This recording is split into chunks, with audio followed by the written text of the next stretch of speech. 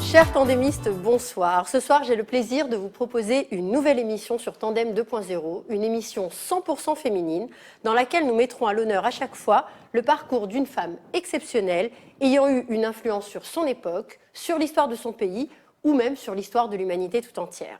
Pour m'accompagner dans cette nouvelle aventure, j'ai le plaisir d'accueillir une nouvelle camarade de jeu dans l'équipe Tandem. Je vous présente Isabelle Didi Oliel. Bonsoir Isabelle. Bonsoir Khalid. Comment vas-tu ? Très bien, ravie d'être là. Écoute, moi je suis ravie en tout cas de t'accueillir, surtout que ce soir, on va mettre à l'honneur une femme exceptionnelle. On va parler du Fabuleux Destin 2, c'est comme ça qu'on a décidé d'appeler notre émission.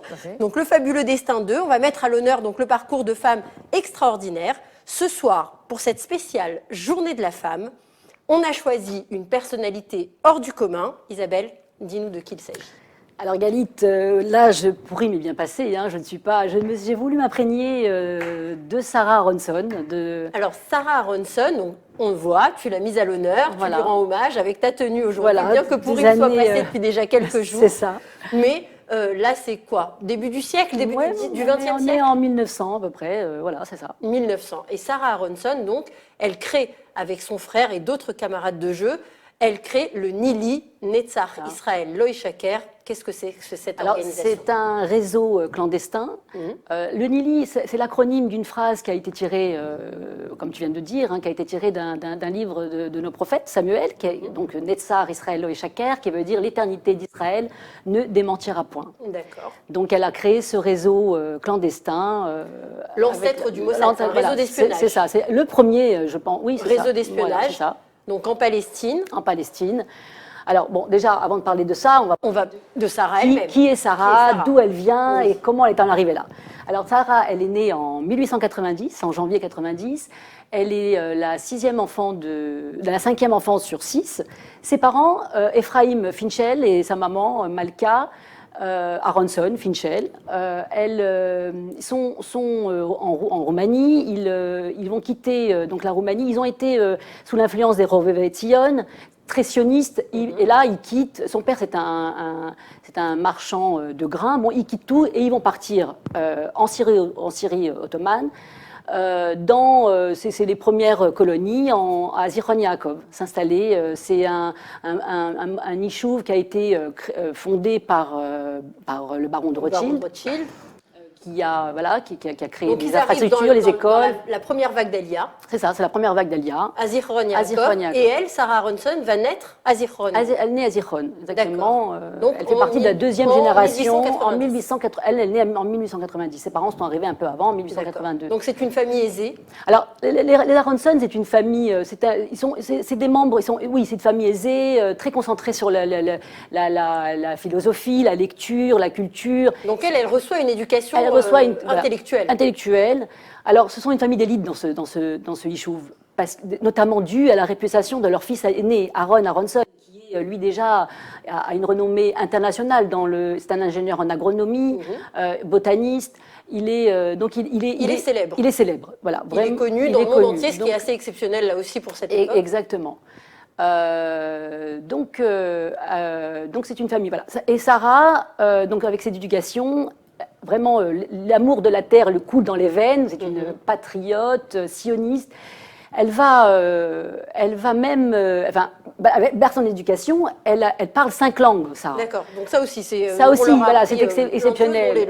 Sarah, elle parle le français, le turc, l'hébreu, bien sûr, le yiddish. Elle parle raisonnablement bien l'arabe et elle enseigne l'anglais. Donc elle a la vingtaine, elle a à peu près 22 ans, voilà.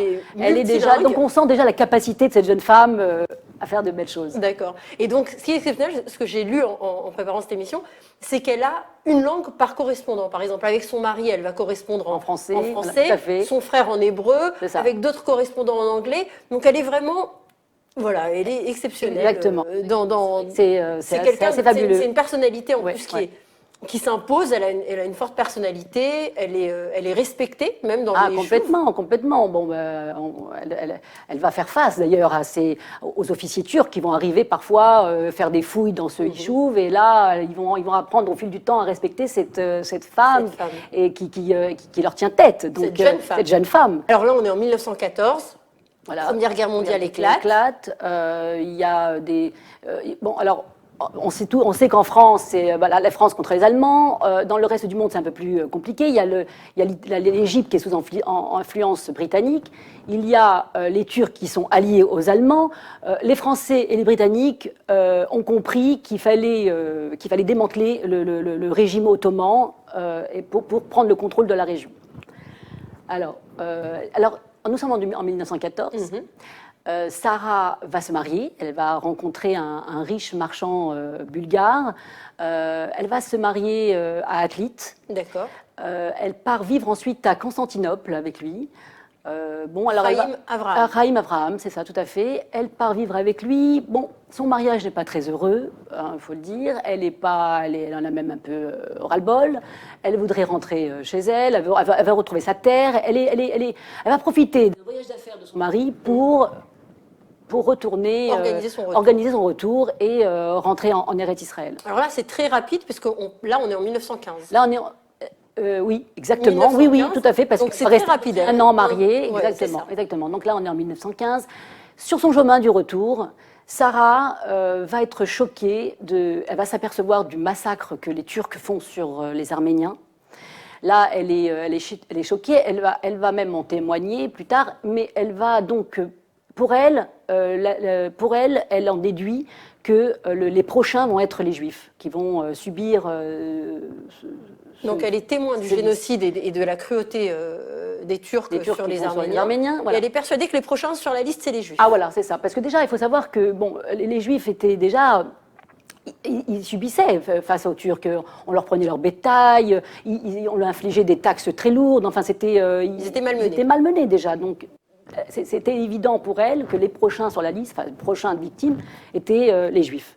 Et c'est là qu'avec son frère Aaron, qui était déjà, qui était très influent, il connaissait, qui décide de s'allier, de s'allier, oui, aux Britanniques et leur apporter des informations. Et c'est là qu'il crée ce réseau, le Nili, d'espionnage. Alors, elle le crée avec son frère Aaron. Oui. Il y a aussi son autre frère. Il y a son frère Alexandre. Il y a un proche ami à eux. Un bon ami à elle, qui s'avère être fiancé avec sa sœur Rivka. Enfin bref, donc il s'appelle Abshalom Feinberg, qui va être vraiment un membre très important de ce réseau. Donc il monte ce réseau-là. Maintenant, le rôle de Sarah, c'était de récolter les informations, le plus d'informations possible. Elle a des membres qui sont partout dans la région, qui sont avec elle. Donc elle récolte l'information. Elle récolte l'information. Alors la nuit, elle est transcrite en messages codés. Et le jour, elle va, pour prévenir les Britanniques qu'elle a des messages pour eux, elle va mettre sur alors voilà, on est loin de la technologie, sur une corde, elle va mettre un linge bleu et un linge rouge qui va dire « j'ai des informations ». Si elle rajoutait un linge jaune, ça voulait dire qu'elles étaient urgentes et importantes. Elle va ensuite guetter les ronds. Alors, les ronds de fumée du navire, les ronds de fumée par le nombre de ronds de fumée du navire qui sortait de la cheminée, elle va savoir dans combien de nuits ils vont arriver. Les Britanniques vont arriver pour aller chercher sur la plage. C'est un étui en cuir qu'elle va déposer sur la plage et qu'ils vont pouvoir récupérer. Et c'est comme ça qu'elle arrive à leur fournir... Qu'elle transmet toutes les informations qu'elle a besoin de transmettre. C'est ça, voilà. Et ça se passe comme ça. Alors Sarah, entre autres, elle doit faire face aux membres du Yishuv qui voient d'un très mauvais œil tout ça, parce que pour eux, seule une attitude d'allégeance pourrait les laisser un peu tranquilles. Et elle doit aussi faire face aux officiers turcs qui viennent de temps en temps faire des fouilles dans ce Yishuv. Mais au fil du temps, ils respectent Sarah parce qu'elle leur tient tête et voilà, c'est une femme qui sait, femme de caractère. Donc, et puis Sarah, elle s'infiltre aussi dans les milieux officiels. Elle danse la valse avec eux. Ils se font pas prier pour vanter leur exploit militaire. et, entre autres, divulguer aussi quelques missions, quelques opérations. Et c'est comme ça qu'elle arrive à avoir toutes sortes d'informations pour les Britanniques. Pour les Britanniques qui, eux, leur but, c'est d'avancer en terrain bien sûr, israélien, palestinien, et d'arriver de prendre la région et de faire tomber le régime. De faire tomber le régime et de prendre Jérusalem. Complètement, bah oui. Ce qui va arriver donc en décembre 1917. Ils vont arriver, ça sera à l'époque, c'est le gouverneur britannique dans la région, c'est Allenby, exactement, célèbre avenue de Tel Aviv. Tout à fait. Donc c'est lui qui va prendre Jérusalem en décembre 1917. Donc cette aventure va continuer, donc 1915, 1916, voilà. Elle retournera jamais chez son mari à Constantinople. Non.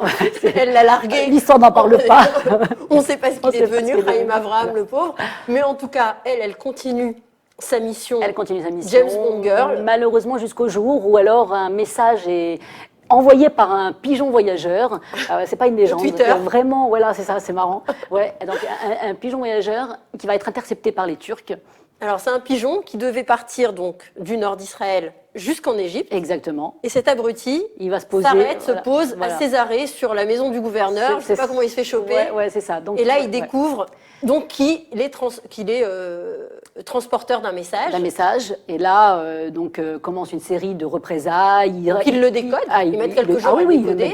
Exactement. Et puis, il débarque dans Zichron. Et là, ils vont procéder à des arrestations. Ils saccagent la ville. Et ils vont arrêter, bien sûr, Sarah, qui elle, prend toute la responsabilité. Elle n'avoue rien, elle est seule responsable, malgré qu'il torture son père devant elle. Alors donc ils arrêtent plusieurs personnes, ils arrêtent Sarah, des membres de sa famille. Voilà. Ils essayent de la faire parler, elle prend toute la responsabilité. Il ne croit pas qu'elle est bien sûr seule à gérer ce réseau. Et ils essayent de lui faire cracher les noms de ses complices. Mais elle ne dira rien. Elle ne dira rien, tiendra malgré le fait, comme tu le disais à l'instant, qu'il torture son père devant elle, devant ses yeux.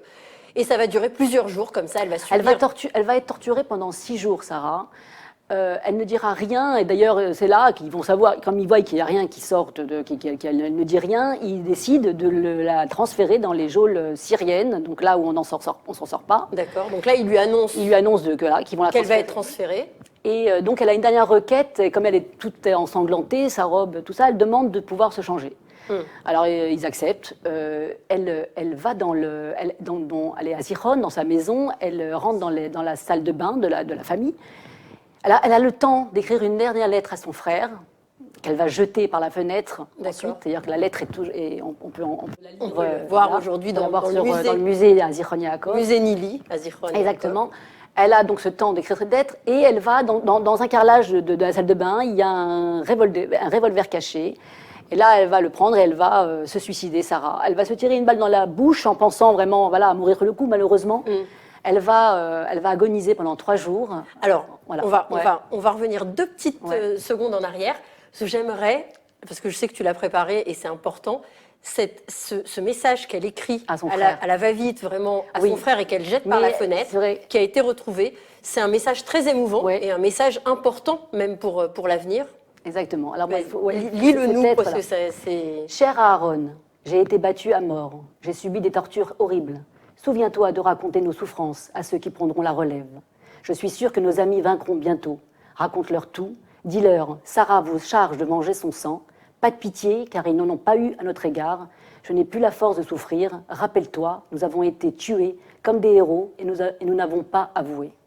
J'ai des frissons en lisant ça, parce que c'est assez fort, parce que voilà, une jeune femme de 27 ans, elle a 27 ans, Sarah, elle meurt dans la nuit du 9 au 10 octobre 1917, elle a 27 ans, et c'est vrai que cet acte héroïque, pour se suicider, pour ne pas dénoncer, pour ne pas...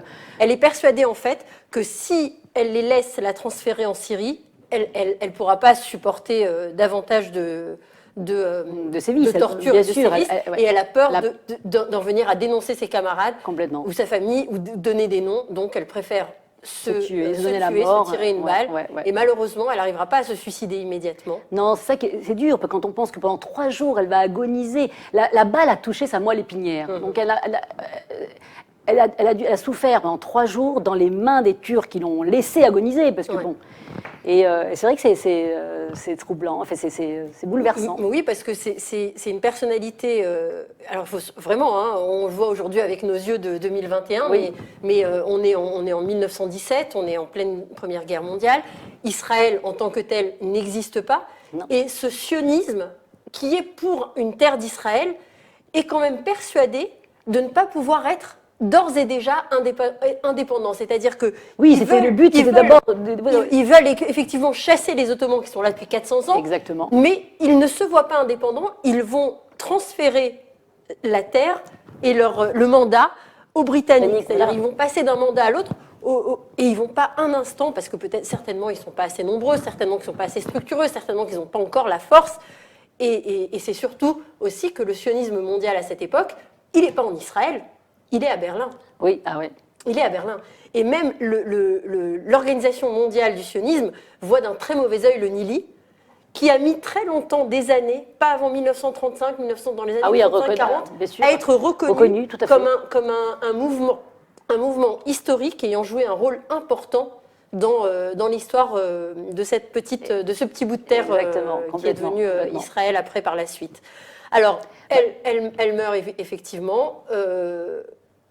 Avant de mourir, c'est aussi une anecdote que j'ai lue en préparant l'émission. Ah oui, c'est vrai, oui, je sais. Oui, tu te souviens, on en a parlé. Oui. C'est que quand elle demande d'aller chez elle pour se changer, exactement, elle chante une chanson parce que les membres du Nili s'étaient mis d'accord que si quelqu'un se faisait attraper, exactement, donc s'ils arrivaient à transmettre le message se transmettrait par une chanson qu'il chanterait et qui voudrait dire la dissolution immédiate du mouvement. Voilà, exactement, c'est ça. Et donc en partant, elle sait, donc elle chante. Et elle avertit comme ça ses camarades. C'est donc une personnalité hors du commun, une sacrée nana. Qui ne s'est pas posé de questions à l'époque de savoir si son statut de femme lui permettait de faire toutes les aventures et de vivre toutes les aventures qu'elle a vécues. Elle ne s'est pas dit qu'en tant que femme, elle ne pourrait pas le faire. Moi, ce qui m'a battue pour son féminisme, elle était juste féminisme de par elle-même. Exactement, complètement. Pas besoin, voilà. Exactement, tout à fait. De par ses actes, en fait. Exactement. Et c'est comme ça qu'elle a transcendé. Elle s'est pas, ça l'a pas un instant freiné dans quoi que ce soit le fait d'être une femme. Et ça, pour la journée de la femme, je pense que c'est important parce qu'aujourd'hui, le féminisme, c'est devenu tout à fait autre chose. Oui, complètement. Ce qui est important, c'est de mettre des E un peu partout et de féminiser les noms de métiers et autres. Et aujourd'hui, c'est ça, c'est devenu ça le combat féministe. Donc voilà, oui, c'était à l'époque une vraie féministe avant l'heure. Complètement. Mais c'est touchant parce que on se rend pas compte. Nous, on est là, on est en Israël et on se rend pas compte de ce que d'autres ont fait pour en arriver là. Et que nous, on est aujourd'hui pour qu'on soit là. Et quand on se penche sur cette histoire et sur ce que des gens... Alors, exactement, ils ne pensaient pas encore vraiment à Israël, mais au moins d'être dans une terre, d'être heureux de là où... Enfin, de ne pas être... soumis. De pas subir. De pas subir. C'est ça. Elle, en tout cas, et sa famille, ils n'ont pas subi, ils sont venus, ils ont construit, c'était les Khaloutim de l'époque. Le vrai sionisme, en fait. C'est ça, le vrai sionisme. C'est exceptionnel. Alors, Isabelle, moi, je sais que quand tu as préparé cette émission, ça t'a ému, cette histoire, elle t'a ému, et tu y tenais, parce que ça te tenait à cœur de la faire découvrir, parce que tu t'es rendu compte que finalement, elle n'était pas si connue que ça. Oui, non, pas si connue. J'ai demandé autour de moi. Beaucoup m'ont dit non, qu'ils ne connaissaient pas Sarah Aronson. Et c'est dommage. C'est pour ça, vraiment, j'invite ceux qui nous écoutent de se pencher plus précisément, plus profondément plutôt sur cette histoire. Parce qu'il y a bien sûr Sarah, mais il y a d'autres membres qui méritent d'être connus. Naaman et Ethan Belkin, qui sont des frères officiers dans l'armée turque, qui étaient officiers, mais qui œuvraient pour Sarah, pour apporter leur information. C'est ça, il y a plein d'autres. Il y a le docteur Neyman, il y a le Naum Vilkovic, je ne sais pas comment on arrive à dire ça. C'est très compliqué. Enfin, en tout cas, c'est un groupe et l'histoire, elle est... Oui, moi, j'ai beaucoup... L'histoire, elle est très intéressante. On peut aujourd'hui encore visiter alors la tombe de Sarah, Oui, bien sûr. à Zichronia Zichronia Yaakov, il y a sur et puis le musée Nili. sur notre belle rue piétonne de Zichronia Exactement. Yaakov. Et le musée Nili, c'est une belle maison rose. Complètement. Et là-bas, On y voit la salle de bain. La salle de bain où elle s'est donné la mort. Il y a la lettre de son frère. La lettre, et puis toute l'histoire du Nili qui est Oui, très bien racontée. On vous invite vraiment à y aller. Ouais, Voilà, écoute, Isabelle, merci beaucoup de nous avoir, merci, j'espère avoir partagé avec nous l'histoire de Sarah Aronson. C'est une vraie personnalité, une vraie féministe d'avant-garde, pas du post-féminisme actuel, mais en tout cas, c'était important de lui rendre hommage pour cette journée de la femme. Et puis pour le prochain, on verra quelle sera la prochaine personnalité. Comment je vais venir comment tu vas te déguiser. On va voir, on va peut-être choisir un truc un peu préhistorique que tu viens ça serait rigolo. En guerrière Amazon, pourquoi pas. Non, je rigole. On verra. En tout cas, continue. J'espère que la prochaine fois aussi, tu nous étonneras comme ça avec une nouvelle tenue. Ça m'a fait plaisir. Et puis, vraiment, j'ai beaucoup aimé travailler sur l'histoire de Sarah Aronson. Écoute, on va trouver d'autres personnalités pour les prochaines femmes qu'on mettra à l'honneur. Merci à toi d'avoir partagé ce moment avec nous. Merci beaucoup. Merci à vous. J'espère que cette émission vous plaira, vous a plu et qu'on se retrouve très prochainement avec une nouvelle personnalité féminine à mettre à l'honneur. Merci. Merci.